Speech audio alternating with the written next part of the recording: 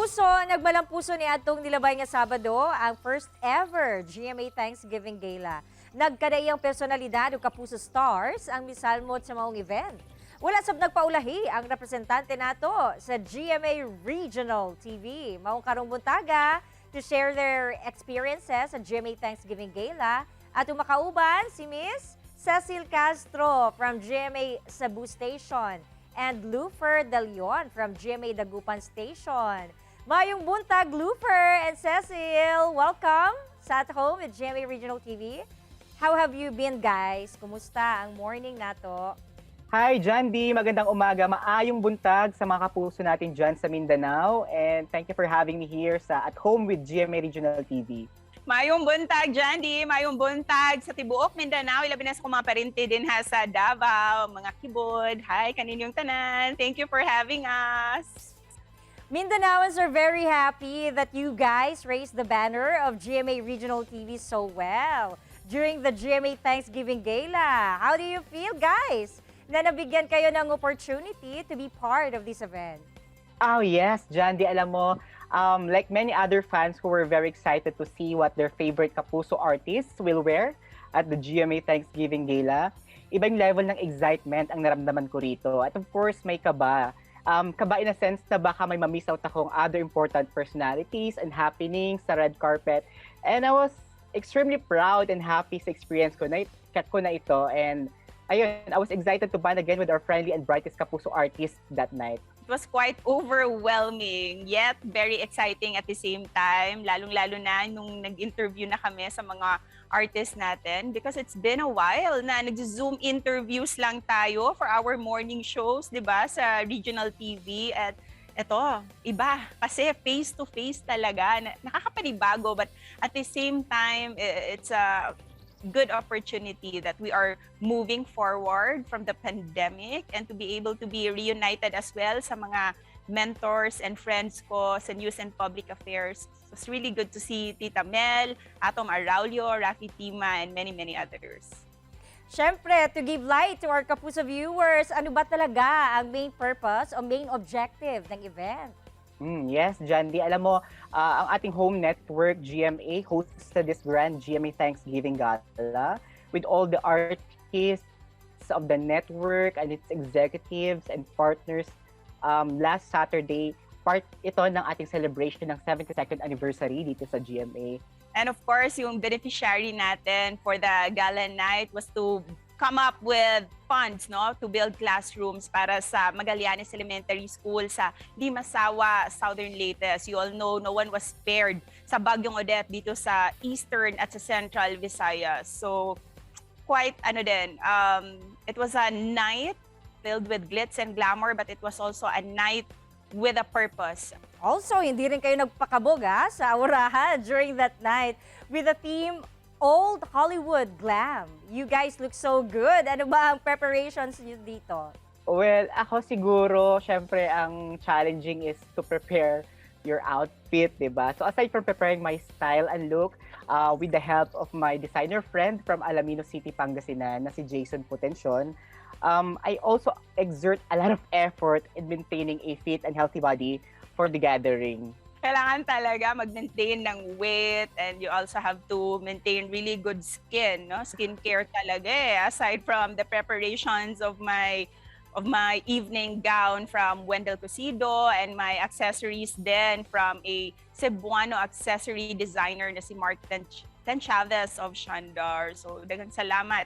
At syempre, nabigyan din kayo ng chance to interview and to talk to our very own kapuso stars and other personalities. Ano din ba yung usual preparations nila for the gala?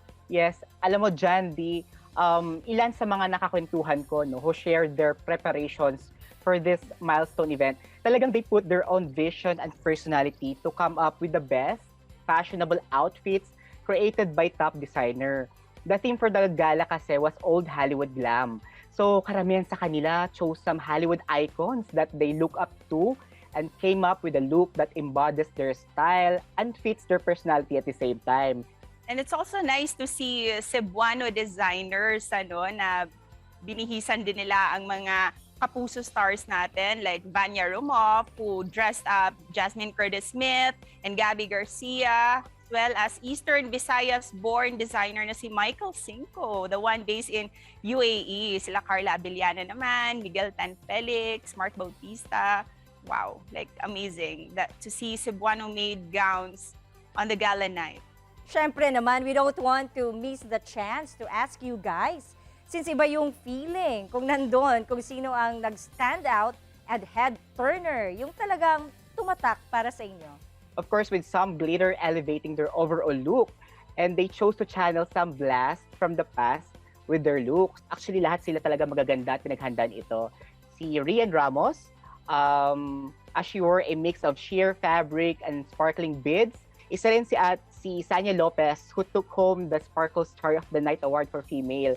She was wearing Michael Leva gown. I love the white faux fur, added highlights to her body-hugging crystal field gown.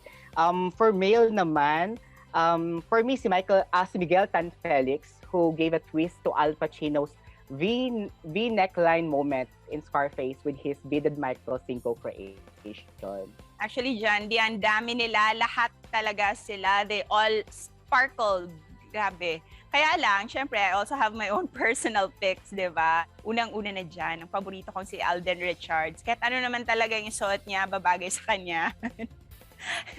And of course, he's shown. Kasi nga, nakikilala niya pa rin tayo. Hindi niya tayo nakikilimutan dito sa regional TV. So, alam na alam niya talaga kung sino tayo dito sa Davao, sa Cebu, sa Dugupan, Iloilo, lahat ng regional stations, kilala niya talaga tayo, tayong mga personnel dito sa regional TV. And my second pick, syempre, hindi mo na sila pwedeng ihiwalay, Dongyan. Syempre, the king and queen couple natin dito sa Kapuso Network. There's really something about them. They're really royalty. And my last pick would have to be Bianca Umali. From head to toe, she sparkled, she nailed it. She looks very regal. All right, to wrap this up, any takeaways from this experience, Cecille and Loufer? Yes, nako, marami akong natutunan that night. And it was my very first time to attend an event like this in GMA. And I was very overwhelmed that I was given the opportunity to interview some of GMA's sought-after and brightest Kapuso stars at the red carpet. Alam mo, like many other fans who were very excited to see what their favorite Kapuso stars will wear at the GMA Thanksgiving Gala. Iba yung level ng excitement ang naramdaman ko rito, John D. And of course, may kaba.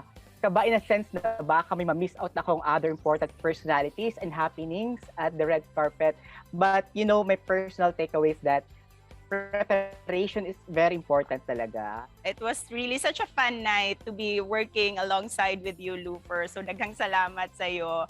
And of course, that whole experience was quite overwhelming, exciting, But really, I'm filled with gratitude to be able to attend the gala night and to be able to be reunited with my colleagues and my idols, diba? It was such a night to remember. Daghang salamat sa inyong duha, Loufer and Cecille. Keep shining. Ug amping kanunay. Daghang salamat mga kapuso. Thank you, John D. Maraming salamat po.